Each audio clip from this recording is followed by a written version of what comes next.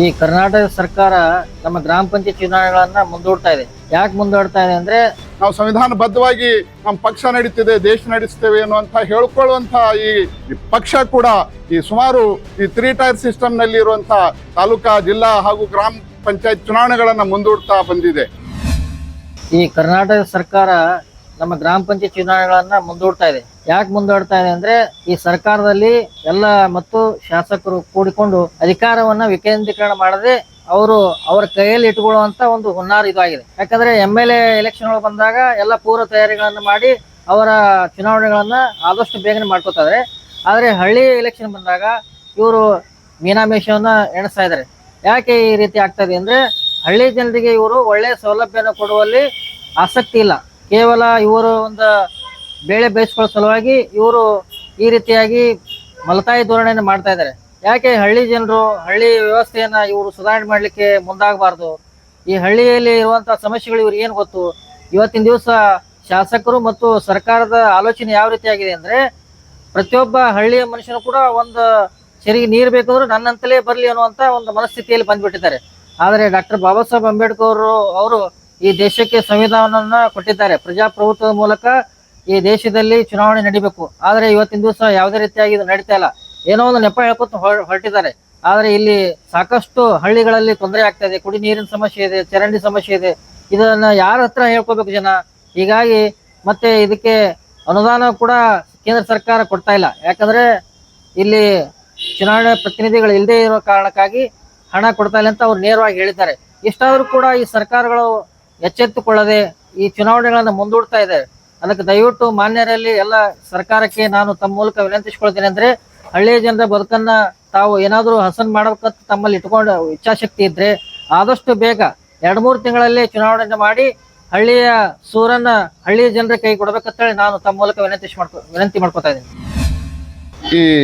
ಇವತ್ತು ಈ ಕರ್ನಾಟಕ ರಾಜ್ಯದಲ್ಲಿ ಗ್ರಾಮ ಪಂಚಾಯತ್ ಚುನಾವಣೆಗೆ ಇವತ್ತು ಮುಂದೂಡುತ್ತಾ ಬರ್ತಾ ಈ ಸರ್ಕಾರಗಳು, ಬಿಜೆಪಿ ಸರ್ಕಾರ 2 ವರ್ಷ ಮುಂದೂಡಿತು. ಈ ಕರ್ನಾಟಕದಲ್ಲಿ ಇರುವಂತಹ ಆಡಳಿತ ಪಕ್ಷದ ಕಾಂಗ್ರೆಸ್ ಸರ್ಕಾರ ಕೂಡ 3 ವರ್ಷದಿಂದ ಗ್ರಾಮ ಪಂಚಾಯತಿ, ತಾಲೂಕ್ ಪಂಚಾಯತ್, ಜಿಲ್ಲಾ ಪಂಚಾಯತ್ ಚುನಾವಣೆಗಳನ್ನು ಮುಂದೂಡ್ತಾನೆ ಬಂದಿದೆ.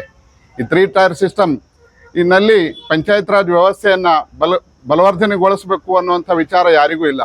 ಯಾಕಂದ್ರೆ ಈಗಿರುವಂತಹ ಕಾಂಗ್ರೆಸ್ ಸರ್ಕಾರದ ಮಾಜಿ ಪ್ರಧಾನಿಗಳಾದಂಥ ಶ್ರೀಮಾನ್ ರಾಜೀವ್ ಗಾಂಧಿಯವರು ಲೋಕಸಭೆಯಲ್ಲಿ ಈ ಪಂಚಾಯತ್ ರಾಜ್ ವ್ಯವಸ್ಥೆಗೆ ತಿದ್ದುಪಡಿ ಮಾಡಲು ಕಾಯ್ದೆಯನ್ನ ತರಲಿಕ್ಕೆ ಹೋದಾಗ ರಾಜ್ಯಸಭೆಯಲ್ಲಿ ಕಾಯ್ದೆಯು 1 ಮತದಿಂದ ಬಿದ್ದಾಗ ಗಳಗಳನೆ ಅತ್ತಂಥ ಶ್ರೀಮಾನ್ ರಾಜೀವ್ ಗಾಂಧಿಯವರು ಅಂಥ ಈ ಭಾರತದ ಈ ಗ್ರಾಮೀಣ ಭಾಗದ ಜನರಿಗೆ ನಾವು ಅಧಿಕಾರ ಕೊಡಬೇಕು, ಅವರಿಂದನೇ ನಾವು ಅಧಿಕಾರ ನಡೆಸಬೇಕು ಅನ್ನುವಂಥ ವಿಚಾರ ಇಟ್ಕೊಂಡು ಒಂದು ಕಾಳಜಿಯನ್ನ ಗ್ರಾಮೀಣ ಭಾಗದ ಜನರ ಕಾಳಜಿಯನ್ನು ವಹಿಸಿದಂಥ ಮಹಾನ್ ಪ್ರಧಾನಿ ರಾಜೀವ್ ಗಾಂಧಿಯವ್ರ ಅವ್ರ ಪಕ್ಷನೇ ಈಗ ರಾಜ್ಯದಲ್ಲಿ ಆಡಳಿತ ಇದ್ರೂ ಕೂಡ ಈಗ ಒಬ್ಬ ನೇತೃತ್ವ ವಹಿಸಿದಂಥ ರಾಹುಲ್ ಗಾಂಧಿ ಅವರು ಸಂವಿಧಾನವನ್ನ ಕೈಯಲ್ಲಿ ಹಿಡಿದು ನಾವು ಸಂವಿಧಾನ ಪ್ರಕಾರ ನಮ್ದು ನಡೀತಾ ಇದೆ, ನಾವು ಸಂವಿಧಾನಬದ್ಧವಾಗಿ ನಮ್ಮ ಪಕ್ಷ ನಡೀತಿದೆ, ದೇಶ ನಡೆಸ್ತೇವೆ ಅನ್ನುವಂಥ ಹೇಳ್ಕೊಳ್ಳುವಂಥ ಈ ಪಕ್ಷ ಕೂಡ ಈ ಸುಮಾರು ಈ 3 ಟೈರ್ ಸಿಸ್ಟಮ್ ನಲ್ಲಿ ಇರುವಂತಹ ತಾಲೂಕಾ, ಜಿಲ್ಲಾ ಹಾಗೂ ಗ್ರಾಮ ಪಂಚಾಯತ್ ಚುನಾವಣೆಗಳನ್ನ ಮುಂದೂಡ್ತಾ ಬಂದಿದೆ.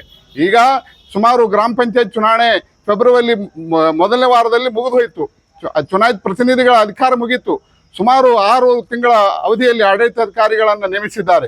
ಈ ಆಡಳಿತಾಧಿಕಾರಿಗಳನ್ನು ನೇಮಿಸಿ ಈ ಎಲ್ಲ 224 ಶಾಸಕರು ಕೂಡ ಕೇಂದ್ರೀಕೃತ ಆಡಳಿತವನ್ನ ಮಾಡ್ತಾ ಇದ್ದಾರೆ.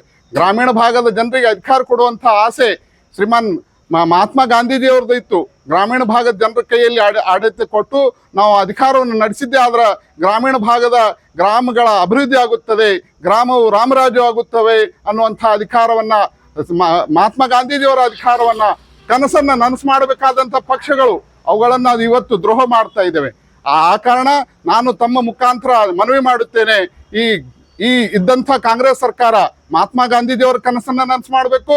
ಅವರ ಪಕ್ಷದ ಒಬ್ಬ ಮಹಾನ್ ಪ್ರಧಾನಿ ಈ ಪಂಚಾಯತ್ ವ್ಯವಸ್ಥೆಗಾಗಿ ಕಣ್ಣೀರು ಹಾಕಿದಂಥ ಪ್ರಧಾನಿಯ ಕಣ್ಣೀರನ್ನ ಒರೆಸುವಂಥ, ಕಣ್ಣೀರನ್ನ ನೆನಪನ್ನು ಇಟ್ಟು ಈ ಸರಿಯಾಗಿ ಸಮಯಕ್ಕೆ ಇಲೆಕ್ಷನ್ ಮಾಡಬೇಕು, ಚುನಾವಣೆಗಳನ್ನು ಮಾಡಬೇಕು. ಆಡಳಿತಾಧಿಕಾರ ಮುಗಿದಕ್ಕಿಂತ ಮೊದಲು ಅಥವಾ ಮುಗಿಯುವ 6 ತಿಂಗಳ ಒಳಗಾಗಿ ಚುನಾವಣೆ ಮಾಡಿ ನಮ್ಗೆಲ್ಲರಿಗೆ ನ್ಯಾಯ ಒದಗಿಸಿಕೊಡ್ಬೇಕು ಅಂತ ತಮ್ಮ ಮುಖಾಂತರ ನಾನು ರಾಜ್ಯ ಸರ್ಕಾರಕ್ಕೆ ಆಗ್ರಹಿಸ್ತೇನೆ. ಮತ್ತಷ್ಟು ವಿಶೇಷ ವಿಡಿಯೋಗಳನ್ನು ನೋಡಲು ಮತ್ತು ಹೊಸ ವಿಡಿಯೋಗಳ ಬಗ್ಗೆ ತಿಳಿಯಲು ಈ ದಿನ .com ಯೂಟ್ಯೂಬ್ ಚಾನೆಲ್ ಸಬ್ಸ್ಕ್ರೈಬ್ ಮಾಡಿ ಮತ್ತು ಬೆಲ್ ಐಕಾನ್ ಕ್ಲಿಕ್ ಮಾಡಿ.